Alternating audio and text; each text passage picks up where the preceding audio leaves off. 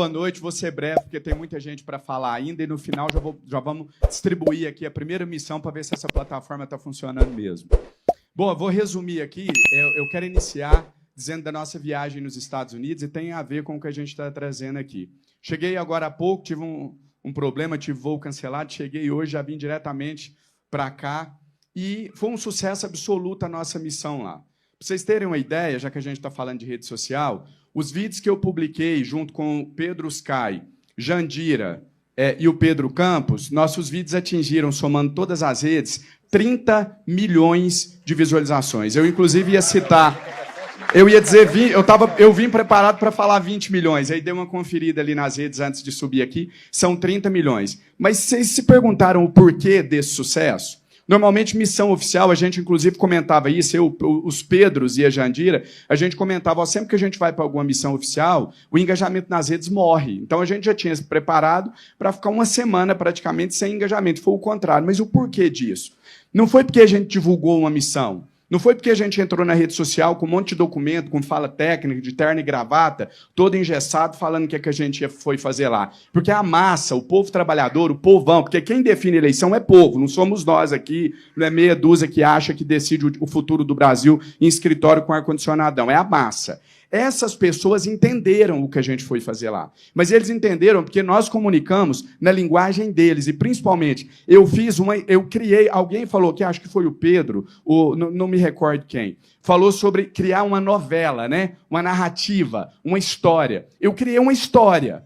Então, antes de ir para lá, já com a passagem em compra, se eu não me engano, um dia antes de ir, eu já fiz um vídeo falando, estou de saco cheio desse vagabundo, desse Flávio Bolsonaro, se ele pode ir lá no Trump contar a versão dele, nós também vamos lá nos Estados Unidos contar, só que eu preciso de vocês comigo, porque o engajamento desse está muito alto, se vocês não vier com a gente vai flopar e vai ficar feio. Quer dizer, eu envolvi as pessoas e começo a contar uma história.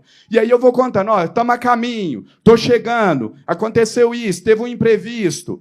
Aí comecei a criar expectativa. Vou bater na cara do Flávio, vou mostrar a capivara dele, vou entregar a capivara dele de gabinete em gabinete. Sempre uma linguagem que as pessoas entendem. Mas essa linguagem é feia, eu estou me lixando para ser bonito, eu nunca quis ser um bom orador, eu quero ser um bom comunicador. O comunicador é o que fala e as pessoas entendem o que ele está falando. Isso, para mim, é o que vale.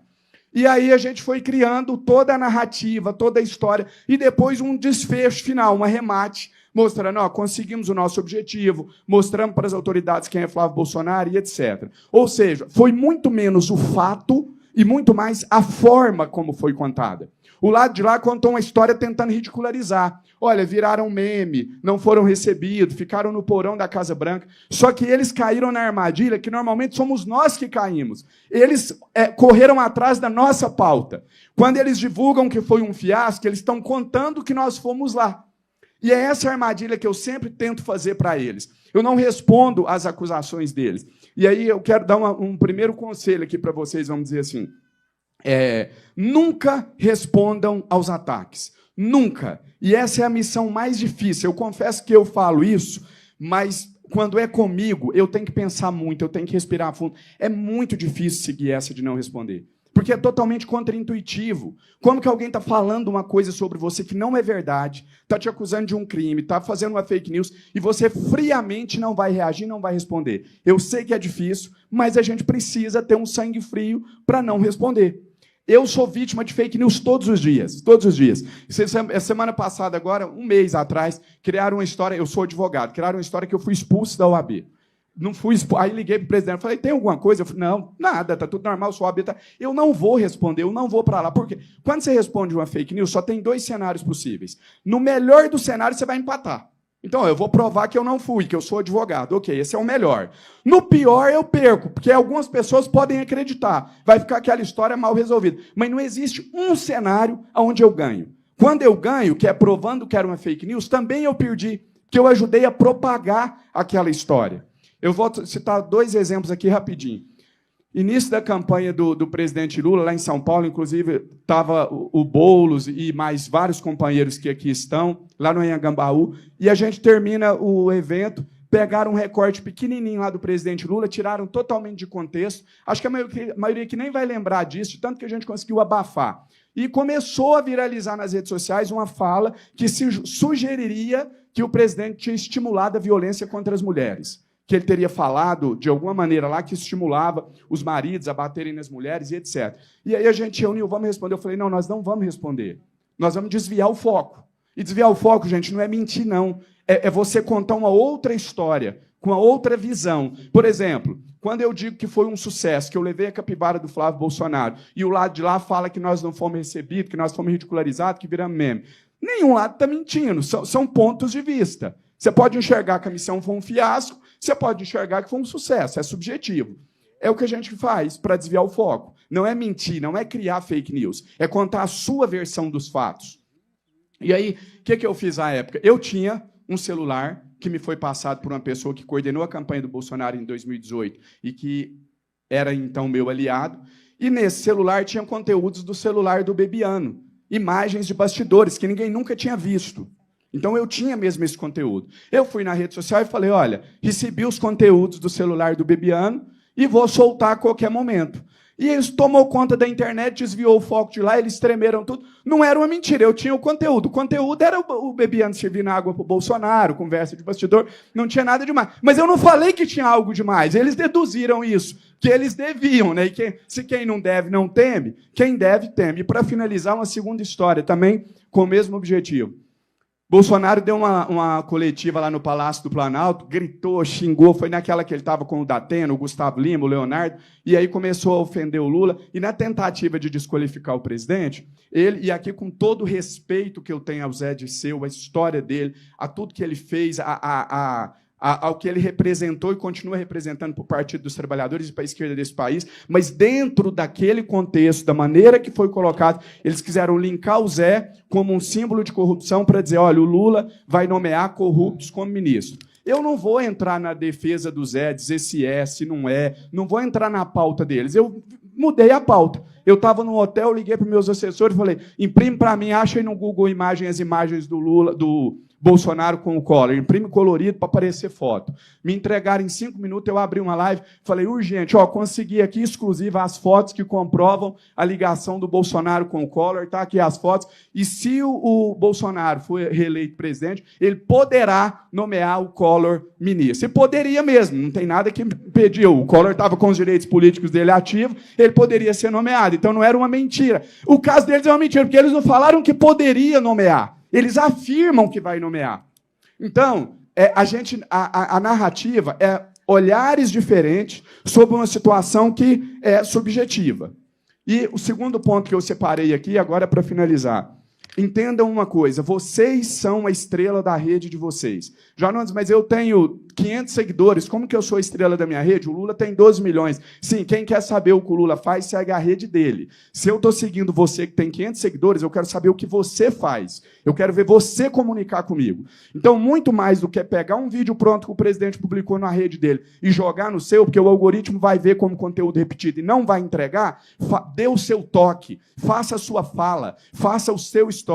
E muito, como foi comentado aqui, meu story dá 10 visualizações. São 10 pessoas que ficaram sabendo por você. O seu depoimento tem muito mais peso para o seu seguidor do que o conteúdo do presidente Lula ir direto para ele.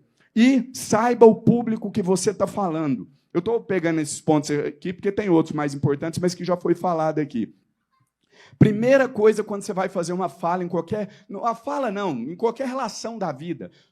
O que precede a comunicação? Saber com quem eu estou falando. Então, eu estou falando para quem? Para doutores, para médicos, para militantes, para um público de esquerda, de direita. Todo evento que eu vou, eu pergunto minha assessoria, como que é o público lá? Porque não é que eu vou moldar o conteúdo, eu vou moldar a forma com que eu vou falar. Então, não achem que as redes sociais têm a mesma linguagem.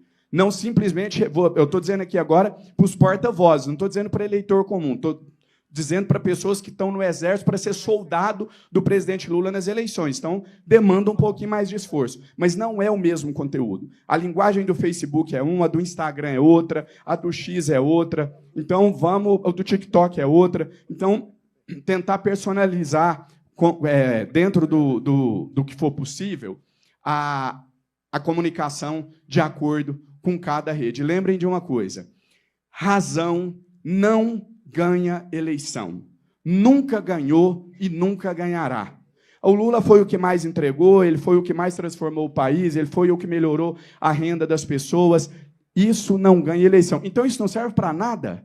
Então, ele poderia ter sido um péssimo presidente? Isso serve demais. Isso é quase tudo, porque isso é a matéria-prima com que você vai comunicar.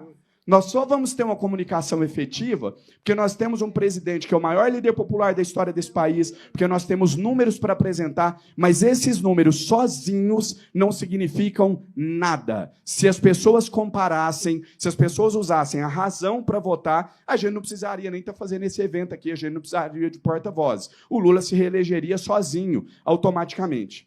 Então, o que vai decidir essas eleições, eu estou convicto disso, são as redes sociais, é a comunicação nas redes sociais. Foi muito bem dito aqui, as redes sociais são as ruas de hoje em dia, e nós temos que fazer o enfrentamento, sim, levar as conquistas do presidente, levar o que ele fez, e ir para cima do gado, descer o cacete, fazer o enfrentamento. Eu, particularmente, estou me lixando de falar que baixa o nível. Eu sei o que está em jogo. Eu sei que o que está em jogo é a democracia desse país. E para salvar a democracia nesse país, antes eu dizia que valia quase tudo. Eu mudei o meu discurso nesses 4 anos. Hoje, para mim, vale tudo para salvar a democracia desse país. E para finalizar agora, é só fazer um convite a vocês aqui. Vamos, Edinho, testar para ver se os porta-vozes estão ativos mesmo, se está funcionando. Já vamos distribuir aqui a primeira missão. O Lindenberg colocou bem aqui que hoje saiu os comprovantes de pagamento que o advogado do Eduardo Bolsonaro recebeu do dinheiro do Vorcaro. Então, vamos fazer um combinado aqui. Cada um que está aqui, e principalmente cada um que está nos acompanhando pela internet, vamos fazer o compromisso de agora, vamos fazer um test drive aqui do porta-voz para ver se está funcionando mesmo. Cada um de nós, eu vou fazer assim que eu me sentar ali, nós vamos enviar essa informação para 20 pessoas, para a gente testar o poder de fogo aqui dos nossos porta-vozes. Posso contar com vocês? Quem tiver à disposição, levanta a mão. Vamos embora, então.